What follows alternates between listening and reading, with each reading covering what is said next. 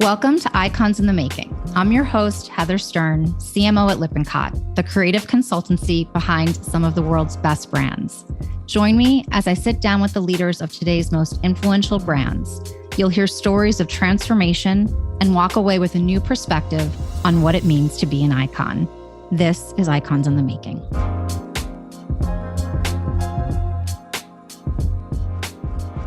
Today's guest is taking a swing at disrupting golf culture as we know it, and successfully doing so. Named one of Ad Age's breakout brand leaders in 2023 and Business Insider's CMO to watch, Geoff Cottrill drives the Topgolf brand forward as its chief brand officer. In this role, Geoff is responsible for all facets of global marketing, from experience design to partnerships to retail and beyond. Even before joining the brand in 2021, his passion for innovative thinking was well documented.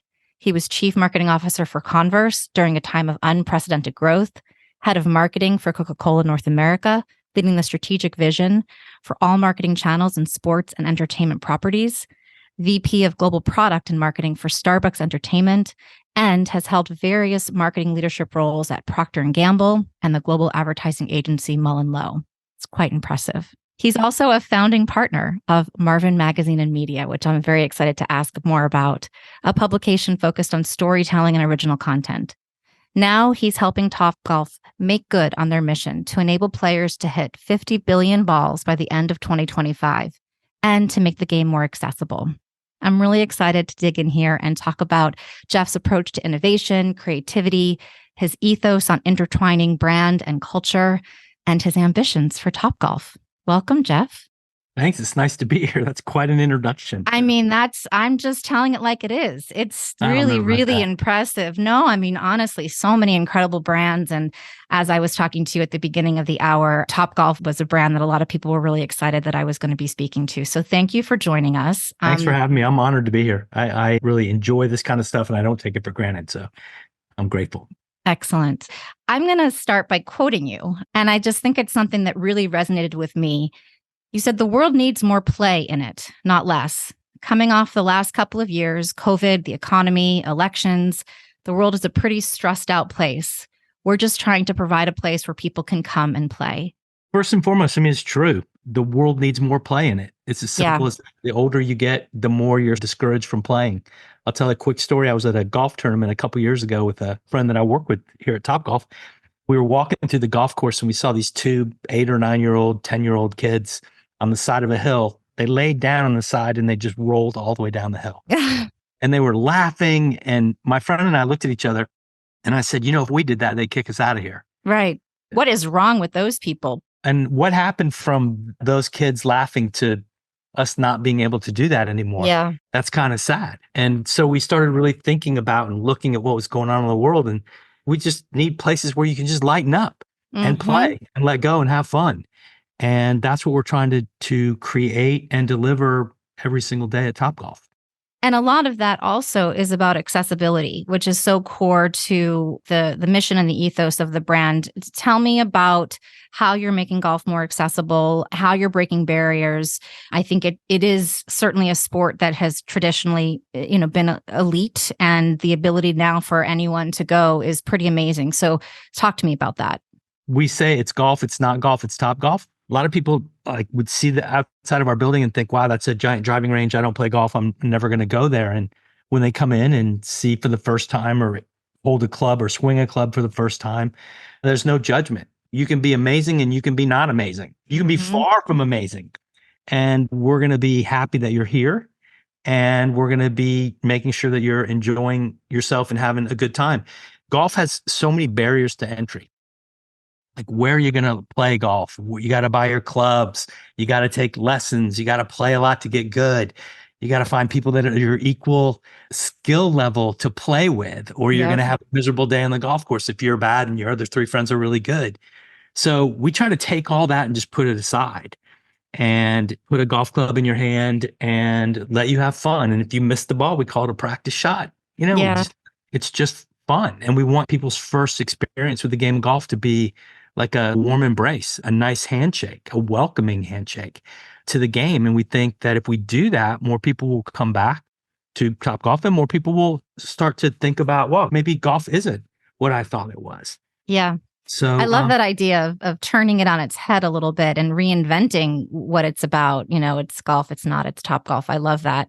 yeah, Obviously, there's the taking the seriousness and the lack of accessibility out of the equation. But what are the things that people really, above and beyond that, love about the experience when they go? I think just coming and sitting in a bay, our playmakers, our folks who work in our venues, do a lot of really hard work to make sure you feel welcome and that you're comfortable and that the environment is fun. And, there's lots of games for different kinds of skill levels. We're about to introduce a new game that's going to make it a great equalizer. If you're the worst golfer in the world or the best golfer in the world, you'll be able to play the same game. And the game I love that. There's no judgment. We just want that first introduction to golf to be something that you remember as like, wow, I don't play golf, but like I just play golf. Oh my gosh. Yeah. And if we get that, we know we're already starting to make an impact on the game of golf. Yes. 10% of current golfers in the US have said they got their start at Topgolf, which is remarkable. Wow. And every single day we have more and more people that have never played the game coming through our doors. We want to be that good first step that you remember, your first impression. Lasts a lifetime with many things. Mm-hmm. I can tell you my first impression with golf when I was I think I was probably 9th or 10th grade. My dad put me in golf lessons in Tampa, Florida at a country club. And I played soccer my whole life. And I showed up in a pair of soccer shorts, first lesson. And the golf pro said, you can't wear those. And the golf pro was wearing shorts. And I said, what do you mean I can't wear these? You're wearing shorts. He goes, yours don't have any pockets. I'm like, well, I don't need pockets. And he was like, you can't wear those shorts again. When you come back to your next lesson, don't wear those shorts. So my first impression of the game of golf, and it's lasted pretty much my whole life, was like, wow, you don't really want me here. Yeah. You can't roll down that hill. No. Right. And these rules that in a way, and I know that there's legacy and history behind why, but it feels so arbitrary. And I love the idea of just being like, you can wear whatever you want. You can be whatever skill level you are. It's okay. That's exactly right. That's exactly right. So I have that memory of golf. So I actually push against that almost daily. That comes back into my mind. I remember how I was treated. Our playmakers in our venues they don't treat people like that. And again, you walk away with a feeling of like, wow, this could be fun. Maybe I'll try it again. And that's your first step in falling in love with something. As it's taken off and as you've seen the real impact that it's having on the game overall, without revealing anything proprietary, where do you see growth coming from? What particular either segments or geographies or elements of the experience are you excited about? I'm excited about just about everything that we're doing. We're continuing to build venues. We're about to open our 100th venue coming up here in the next 12 months. Really exciting.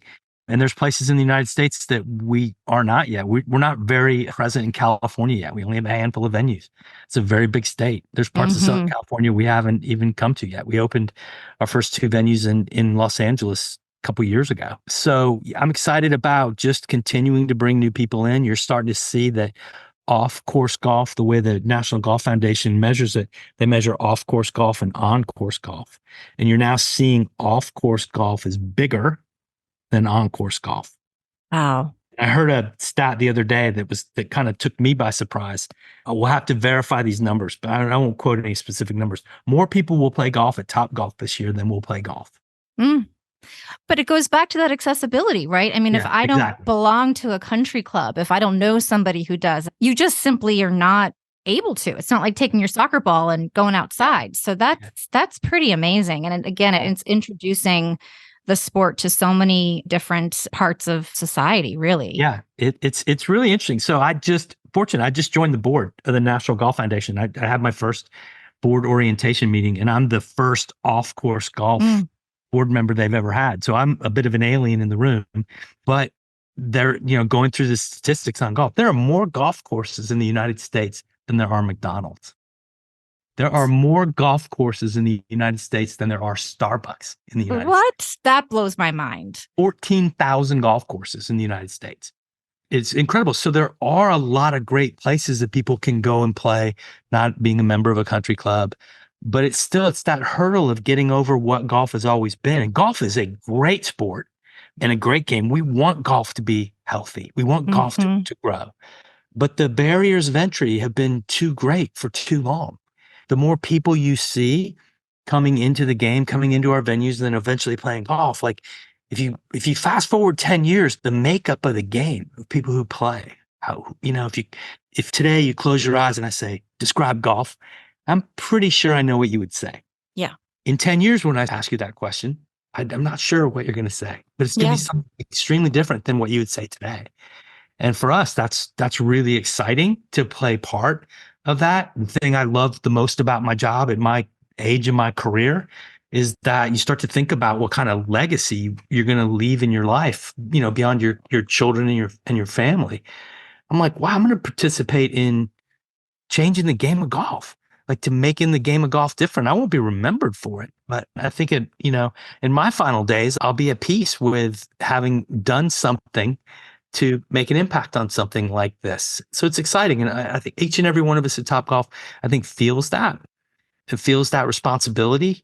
We don't want to ruin golf. There are things that are happening in golf, and some of the, like you saw at the waste management tournament, a lot of people were just completely out of hand, and it was disrespectful to the game, disrespectful to the golf course. Like, we don't want that, but we do want more fun, more people, different people playing the game of golf. Only good will come out of that. I say, look, our job is to make the game more accessible. When we make the game more accessible, the result of that is it becomes more diverse. And then the result of it becoming more diverse is it becomes more fun for more people. That's pretty simple. Yeah. But it's pretty powerful. And yet, profound at the same time. Right. So just break it down every day to the team. I'm like, just make the game more accessible. The results will come, and the results will be more diversity. We're not doing it for diversity. It's not a diversity initiative. It's an accessibility initiative that will deliver diversity and that will deliver more fun for more people. And like, nobody gets hurt there. Yeah. It's such an inspiring and kind of rewarding pursuit and really innovative. And I think throughout your career, and I, rattled off probably among the best brands and agencies in the world that you've been a part of, innovation and doing things a little differently have always been at your core. How do you view innovation at Topgolf, and is it different than the way you've viewed it in the past? Well, I mean, I think innovation comes in a million different forms, right? Some companies have an innovation department, and some companies just have innovative thinking at their core. I like to think we've got a lot of innovative thinking at the core. I mean, the people that started this business were two brothers in England walking their dogs. They had RFID chips on their collars, and one brother said to the other one, "What if we put these in golf balls?" And then they took it to a bunch of driving ranges, and everyone thought they were crazy. And then they were like, "Well, we should do it ourselves." And then at some point they were like, "Maybe we should serve cheeseburgers. Like, maybe we should have tater tots. Like, we should serve beer." And then they started this. So we stand on their shoulders. But I think innovation and thinking differently has always been a big part of this brand. And me personally, I'm a bit of a counterintuitive thinker. I've got this love-hate relationship with marketing and the marketing industry, because for the most part, we're a bunch of copycats. There's a new thing in ad age and everyone has to run to it. And suddenly there's a week-long seminar in New York City about it. And you're like, and I'm just like, when everybody's running to all the noise, I go look for the quiet place. And then I find the quiet place, and I find it's easier to make noise in the quiet place than it is in the noisy place. So I've always been like, okay, everyone's going here. If I go there, I'm just going to be just like everyone else. So the brand maybe should be over here. And that's kind of what we're doing. What's a way in which that notion, either at Topgolf or in any of your other experiences, actually came to fruition? We always talk about the outliers and the power that comes from, but is there something that you can draw from that was an example at any of your previous experiences or current experiences where going to that quiet place, going a little bit in the opposite direction of where everybody else has resulted in something that was meaningful? I mean, I'll give you a quick example. When I was at Converse, it was in the beginning stages of the branded content, stampede. And I was like quickly realizing that no one was getting up in the morning and stretching in bed and asking themselves, I wonder if Converse has a new YouTube video today. Yeah. Right. But like all the brands were like, we need to get on that YouTube, just like you're hearing, we got to get on that TikTok. You're like, okay, great. Unless you're contributing to the culture that you want to trade in or with, then you're sort of noise and you're in the way as a brand. So what can you do to contribute? I went to China years ago when I was with Converse, and we were working with these 2 punk rock bands in China. One of the most unusual meetings I've ever been in my life. I went to this punk rock club in Beijing that was like the craziest thing I'd ever seen. The passion, the energy, the music, it was incredible. So I sat down with these 2 bands and I asked through an interpreter, like, hey, if I could do something to help you guys, like, what would that look like? And they were like, well, we've always wanted to play our music in another city. And I was like, what? What do you mean? Well, yeah, we want to play in another city. We've never played outside of Beijing. So we all looked at each other and we're like, okay. So we bought a bus. We put 2 punk rock bands in a bus and we toured them around China, like 6 cities during the Beijing Olympics. And we shot a documentary film called Love Noise, because that's what the elders in China call punk rock noise. We gave the movie away to hundreds of thousands of people. And then we won a big Ad Age award for our marketing during the Olympics. And we had nothing to do with the Olympics. So then I came back to New York and we were meeting with a lot of young artists, musicians, street artists who were already wearing Converse. Yeah. Right. And they were the reason we were like a cool brand. Yeah. So I went and sat down with some of these people, some musicians, and said, what can we do to help you? And they're like, well, I'm a bartender, but I'm in a band. I can't get a demo recorded because I can't afford it, but I can't get signed until I get a demo. So I'm a bartender. I was like, well, okay, so you need a place to record? Like, they're like, yeah, that'd be amazing. So if I think about, Nike sponsors youth soccer tournaments, this is my youth soccer tournament, right? So we built a recording studio. And in the midst of everyone saying branded content, I said, we're not going to create any branded content. We're going to give all the content back to the person who created it. Yeah. And we're going to let them go on their way. And we're going to invest in the future of creativity. And we made one rule for the artists was don't be mean to people. Don't go in there and sing mean things. And 2, with the promises, we won't make you famous.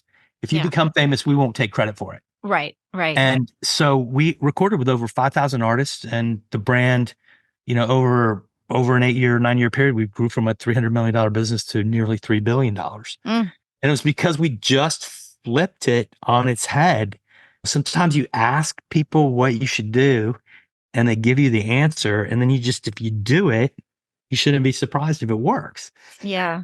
Well, you don't have to be the smartest person in the room. You just have to be the person that asks the question. Well, I love that. It's also, that idea of everyone sitting around the boardroom or the conference room and, what's going to be the breakthrough branded content. And you were out in the world with the people that were your fans. And it's through that organic discovery that something was developed that actually meant something. And that's what I think people really crave. Yeah. And we didn't start it because of fame. Right. I used to say to people, because people would say when they first heard, oh, like, what if you break and I was like, no, you understand this. Let's say 1,000 artists go through the studio and one of them becomes the next Radiohead, which is my favorite band. We can have a whole conversation about Radiohead. Oh, let's do that. Okay. Yeah. We'll come back to them. So one of them becomes the next Radiohead. When they go to Coachella, it's Friday night and the lights go on. They're not going to tap the microphone and go, I'd like to thank the following sponsors. Yeah. So they won't remember us, right? They won't remember. They may remember, but they probably won't. They will have had so many people throwing so many things at them. But the 999 artists that didn't make it will never forget us. I love that. The multiplier effect works for the 999 people. It's the unfamous people that rule the world. It's making friends and contributing to the not famous people and not making it about fame, making it about you've got something to say, get in that room and say it, and we're going to give it back to you and you can do with it what you want. But this isn't about fame. So you're going to be a doctor, a teacher, a mother, a father, whatever. You're going to go on to run the world. And we want you to have a memory so that you're not at a barbecue in 10 years with your bandmates and you're like, oh, if we only had money to record that song. Well, you know what? Here you go. and you won't have that regret in 10 years. So we don't care if you become famous. If you become famous, it's probably because you're pretty good. If you don't become famous, it's probably because there's a million reasons why. Like there's no formula for becoming famous. So let's not worry about that. So I try to think like that. I haven't figured it out for golf yet, but like I'm working on it. Yeah. I really do want to have a separate conversation about Radiohead. I'll maybe bring them in a little bit when I ask this next question. At the time when everything was going streaming and they were going to release in rainbows, and they said to their fans, like, you pay what you think it's worth. Yeah. And it was such a bold move. I paid like full top price because that's what I thought it was worth. And it's an example of just a lot of what you're saying. You know, this is something I had seen you do, which I thought was brilliant. But there was a posting for a job on LinkedIn, global head of golf footwear and apparel. And there were some very specific criteria. You know, you needed to have 27 years of industry experience. You had to have won at least 4 tournaments in a row, shot a 48 for 9 holes at age 3. There's only one person that I can think of fits this profile, which is Tiger Woods. Tell me about that, the genesis of that, the impact of that. That goes back to the idea of play, you know, like everything is so serious and self-important. So tell me about that. I mean, well, there's, you know, without using the player's name, there was a lot of noise about someone leaving a contract, a very talented person in the world of golf. And I thought, let's post a job. Like he seems to be available. Yeah. Let's post a job that's very specific to his accomplishments and see what happens. And it was funny because I called our head of social media and I'm like, hey, no one's really ever punked LinkedIn before. Yeah. And I wanna do this. And he was like, it's not a good idea. And I go, I know it's not, but I really want to do it. So let's just, how about we do it? Yeah. And I'm like, I can feel you eye rolling me right now. Cause I was talking to him on the phone. He's like, I'm not eye rolling. I'm like, you're totally eye rolling me right now. I could feel it. Yeah. Let's just post this and see what happens. The next morning, he and I talked. He's like, hey man, this thing's getting some, like, a lot of people are commenting on it. Like we've already gotten over 100 applications. And I was like, don't worry, just wait, just let it go. I said about 4:00 today, it's going to like peak and the press is going to pick it up. And like 3:30, it started, boom, all over the press. We got like 53 million impressions in less than 24 hours. We got over 400 people that applied for the job, which says a lot. People don't really read sometimes. And then in order to not be laughing at someone who applied, we contacted everybody who applied and gave them a $50 gift card to come play at Topgolf and said, come play around with us. I think we said something to the effect of, we identified the perfect candidate. And that's all we said. Yeah. Thank you for your interest. And here's $50 to come play around with us. So we turned it into a full circle, kind of like, let's do something funny. Let's make people laugh. Let's have a playful point of view.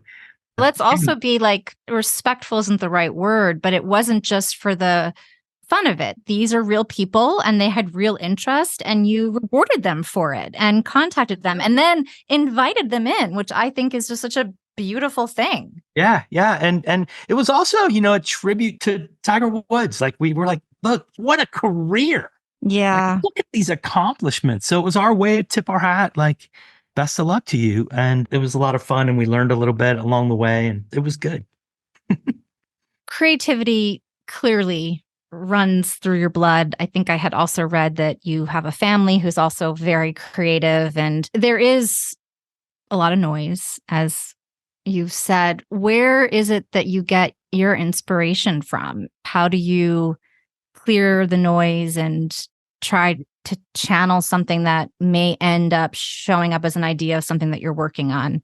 So I'm surrounded by 3 women in my family. My wife, we've been married almost 29 years. We met, she was a creative director at an advertising agency, went on to run a graphic design, her own business, and now is a professional fashion photographer. And she is the reason that I'm not still working on some random category at Procter & Gamble, because she's told me early on, you're creative. And I was like, no, you don't understand. No, I'm not. So she was incredibly, and continues to be, my biggest inspiration. And then she has clearly inspired both of our daughters, one who is a commercial producer at Puma, who does a ton of stuff for their basketball business. And then we've got a daughter that's also a musician who's a touring, musician and it's done quite well with her career. So I'm like the least creative in the family. Oh, come on. I'm not joking. The three of them are far more creative and inspiring than I'll ever be. So I get it from there. And then I also don't cloud my head with reading all the trade publications. I just don't. So I'm curious. I read a lot and I'm always like just looking at what's happening. I'm always watching what's happening in culture and just trying to learn from it and just be curious. People always ask me, what brands inspire you? I'm like, I don't have time to I'm so busy with this brand. Yeah. Yeah. The minute I start looking at another brand, I'm going to start trying to emulate and copy. And I can't do that. If you're going to be unique, you need to be unique. So I'm not saying that there isn't a lot of inspiration in marketing, because there is, but I try super hard to not fall into it. And then I also practice two things. One, the empty chair in the room is always a good reminder when you've gone through a 3-hour budget review. And then you say, hey, let's just imagine one of our consumers was sitting in this chair this whole meeting and they heard how little we talked about her or him. How do you think they'd feel about us? What do you think that they would say about us right now in this moment? Probably not much. You think they'd ever buy anything from us again? Probably not. I just try to push off and do the opposite of what other people are doing. What inspires you about Radiohead? It's funny. I had a blind spot for Radiohead when they were first, many, many years ago. Yeah. A friend of mine from Live Nation, this is years and years ago, I worked for Coke and I had all entertainment marketing. And a friend of mine from Live Nation's like, Radiohead's coming to Atlanta. We're going. And I was like, oh man, really? All right. And then I went and the third song in, I was like, oh, whoa, what? What is this? I've literally been all over the country. I've been to every major music festival that they played in the US with a group of 4 or 5 friends. And, it's funny you brought up the In Rainbow's record. I was on the record label at Starbucks, and little known secret, breaking news, you're going to hear it first, but we almost signed them for that record. Wow. They ended up signing with Will Botman and ATO Records, which was the right thing for them to do. But they were extremely intrigued that we never discounted music and that we would have sold vinyl. We would have sold it in whatever format they wanted to sell it after they did their digital move. So I had the unique opportunity to meet with their management. They were rehearsing downstairs when I met them, and the manager called, so you're a big fan, huh? And I'm like, I'm a huge fan. So let's go down and meet the band. And I was like, no, I'm good. No, I can't. I don't want to meet the band. So I thought you were a big fan. I'm like, I am a big fan, but I don't what am I going to say? I love your music. What am I going to say to them that they haven't already heard a million times? And by the way, you said they were rehearsing. Why would I want to interrupt them? So, the manager thought that was pretty cool that I had the restraint of not meeting. So you didn't go down and meet them? No. And I've turned down since one other opportunity to meet the band, and I'm good. I just like their music. I don't need to shake their hand to know how much I like their music. Yeah, they're pretty great. They are. And I also think when you see them live, the more that you see them, it's just it's so different every time. And there's this almost animalistic freedom that kind of comes from the music and watching Tom York. And so anyway, we can geek out on music. That'll be another episode. But I did want to bring it up because there is something to be said about them and about going against the grain. Yeah. So let's talk about being a CMO, to the guy who says he has a love-hate relationship with marketing. You were CMO of Converse. We talked about Coke. You talked about Starbucks. You talked about the chair in the room, which I always think about P&G. What are some of the things that you carried through or brought through from any one of those experiences? And how do you see, if at all, the role of, the chief marketing, the chief brand officer evolving? No question, the role is under fire and under attack, and it's going through a massive change. The marketer that stays focused on being the voice of the consumer in the room, right? Because you get into the boardroom and you're surrounded by other executives who all have opinions on marketing. And you have to be the one that doesn't get up in the morning and think, how am I going to sell this person 5% more than I sold them last year? You have to get up and be the person that's going to be their voice inside the room. I always look at, I'm speaking up for the consumer, not trying to trick them into coming back to Topgolf 6 more times, through some trickery of marketing. If we do our job right and they feel like we care, then they'll come back. So I've learned something everywhere I've gone. I've been really fortunate that I've had some incredible leaders, iconic leaders that I've had the opportunity to learn from. I think that's been great. And then I was told when I got my first CMO job at Converse that arguably I wasn't qualified for and I wasn't ready for. I was told I was going to get fired before I even started. My recruiter said, don't unpack your bags. You're not going to be there that long. And I was moving my family from Seattle to Boston. And I was literally in the middle of the move. And I was like, what are you talking about? And he's like, well, CMOs don't last. You're going to get fired. So I thought about that for a minute. And then I thought, I'm going to get fired. That's amazing. I've never been fired before. I made a choice to use it as a liberating moment. Mm. I write in notebooks. When I start a new notebook, which I started this week, I go to the back page, the bottom, and I write, you can see that it says you're fired. Oh, I love that. And so I know how all these books are going to end, but I know I got a lot of blank pages between now and that. So I could sit here and just look at the blank pages, or I could figure out how to write some cool stuff or some fun stuff or some things that are going to be things I'm going to learn or things that will make a difference. So knowing that, I think, as a CMO and not being afraid of it. I mean, it sucks to get fired. It's not fun, but it's not the end of the world. All great baseball coaches and football coaches, they get fired. Everyone gets fired. And then they go do something else. So as long as you continue to be curious and you keep moving forward, things will happen. So I've been super fortunate that I embraced that early. I mean, I really didn't know what I was doing. My first meeting with our agency, you're the CMO, you're supposed to fire the agency and bring your own agency in and show them who's boss. And sat in a room with 16, 17 people. And I was like, who's the creative person? And this guy at the other end of the table is like, it's me. And I'm like, can I talk to you outside? And he's like, yeah.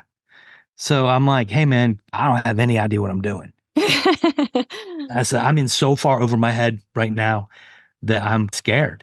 I know I'm supposed to fire you and I know I'm supposed to be the CMO know-it-all and you're supposed to be the grumpy creative, but I need help. And everyone in that room is going to tell me what they think I want to hear. And I need somebody in my life that tells me what I need to hear. Will you be that person for me? I don't know you. You don't know me, but will you be that person for me? And if you are, then we're together. We're good. And he looked at me and he's like, man, you're a little crazy. And I'm like, no, I'm just really in over my head and I need help. And to this day, the reason I was successful at Converse, one, I had an incredible team of people that I worked with there. And two, the agency kept me honest and they told me when I was talking to myself and they scared me and they pushed me to be scared. So carrying that, making sure you got a truth teller in your life is pretty important because it's easy to get caught up in your own press clippings. Yeah. And start to think how great you are when you're really not. No one's as great as they think you are. No one's as bad as they think you are. You're always somewhere in between, but you need a truth teller. That person's been a truth teller to this day, is one of my closest truth tellers. That's amazing. I love that story. And just the honesty of it. There's the whole fake it till you make it, but there's also something to be said about just calling it and saying, I don't know, and let's come together and let's be real. And as you said, the client, the partner, the colleague that's going to tell it like it is and not just what you want to hear. Yeah. So I referenced in the intro, Marvin Magazine. Tell me about this and the inception and the role it plays. Yeah. Yeah, it's a COVID side hustle. I got a call from a friend of mine named Gary Kepke, who is the founder of an old agency called Modernista in Boston. Long sold the agency, but he and I lived in the same super small town, Carlisle, Massachusetts, no stoplight. But we lived in the same town. We got to know each other a little bit when we lived in Boston. We never worked together, but we had a lot of mutual respect and interest and curiosity about each other. And then there's a guy named Marvin Jarrett who started Nylon magazine years ago and then sold it. Gary calls me out of the blue and says, hey, listen, I'm starting a magazine with Marvin Jarrett from Nylon. Do you know Marvin? And I'm like, no, I mean, I've heard of him, but I don't know him. Yeah, we're starting a magazine and I'm the graphic creative. Marvin's like the publishing and music genius and you're like a marketing business person. You want to join. You want to be one of the founders. And I immediately was like, you're going to start a magazine?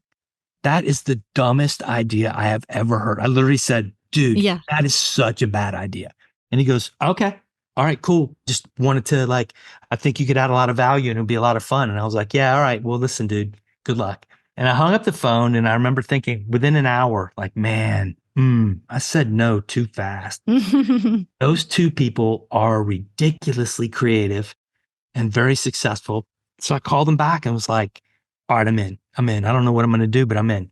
So the three of us spent a year never being in the same room, Zoom calls every day, and started this magazine. And it's a full big print magazine. It's only distributed in like the top 10 magazine shops in the world, super small circulation. The team has created a ton of content for people like Porsche. And it was just super fun. It was just a side hustle to keep me interested and sort of with an eye on music. I mean, I flipped through it and I'm an old man now. So I look at the stuff like, I don't know who any of these people are, but we've been at it for 3 years, once a quarter, publishing a magazine, and it's been super fun. And I just provide some guidance on the branding and then potential. We only have one advertiser per issue. It's not an advertising based thing. It's just literally a content piece. So yeah, so it's really Marvin and Gary that do all the cool stuff. And I just like pitch in every once in a while, make connections behind the scenes for people. So it's been fun. It sounds like right up your alley, right? Like publishing is dead in the middle of terrible idea. Let's do it. So 100%. I'm glad that you decided, and I'll have to find myself a copy. I'm sure. Send me your address and I'll have some sent to you. We've been in business for 3 years and we haven't put a penny into the business. Wow. And we haven't made anything either, but we're publishing quality stories about artists in all forms of art. And for me, that's the thing, is like constantly supporting the arts, as has been a consistent theme that makes me super excited to see artistic and creative people do well in the world, because they're the ones that change the world. So don't ignore them. Embrace them. They might be the kid in the corner in the high school class that you're like, who's that? When we were at Converse, I was like, who is that? That's the person that no one's paying attention to. That's the one that's going to change the world, not the quarterback. Right. And some quarterbacks have changed the world. Like, I'm not bashing quarterbacks, but you know what I'm saying. I do know what you're saying. Yeah. Well, this has just been such an inspiring and uplifting conversation about the way you approach your work and the power of creativity and running away from the noise, and certainly music. I always like to end these episodes asking a question, which is a difficult question, I think, but you can answer it any way that you'd like. Who is your icon? The obvious person that I draw the most inspiration from on a daily basis is my wife, and it's true. But I've been fortunate that I've worked in the marketing world for people like Howard Schultz, who has done so much good in the world. People like Steve Koonin, who used to be my boss at Coke, who is now the CEO of the Atlanta Hawks, the most inspiring creative person, the person who taught me how to think creatively. These are people that maybe people know Howard, maybe not everyone knows Steve. These are people that have had a profound impact on me and that I constantly still seek their approval on some level. I hadn't talked to Howard a very long time, and about 6-8 months ago, I wrote him a super long email about the impact that he's had on my life and that I draw from my experiences. I was only there for 3 years, but that I draw from my experiences with him on a daily basis. And I was like, the older I get, the more I appreciate how hard you me and how much you taught me. And I'm writing, and literally it's the letter open with, I'm writing you today, not to ask you for anything, not to sell you anything, because I know everybody. I'm writing you today to say thank you. And that's it. And then I got this lovely note back from him, really, really heartwarming note back from him. So it's people like that I guess are the icons to me. And then, I think there's musicians that I look up to and that kind of stuff, but it's mainly people I've had the opportunity to work with. Well, I am positive that there are many, many people out in this world that are looking to you as their icon, and you sharing your wisdom with us today is such a gift. I guess to everyone out there, listening, remember you're going to get fired sooner rather than later. So do it in a way that is meaningful and is something you're passionate about, and then go on to the next, right? Just write it down, the end of your book. It's going to happen. That's right. It's going to happen. You know how the book ends, but no one knows what the story is yet. Yes. Well, Geoff, all the best to you. I'm excited. Look, we'll check back in. As you said, the way that we answer the question now of what do you think of when you think of a golfer is going to be very different than in the coming years. Congratulations on all the success that you've had. And here's to the story continuing. Yeah, thank you very much. Just like I said, I'm grateful for this opportunity and I'm honored to be asked. Thanks for tuning in. If you liked what you heard, share with your colleagues and friends and subscribe on Spotify, Apple Podcasts, or wherever you listen. And if you're feeling really generous, leave us a 5-star rating. Thanks, and I'll see you next time.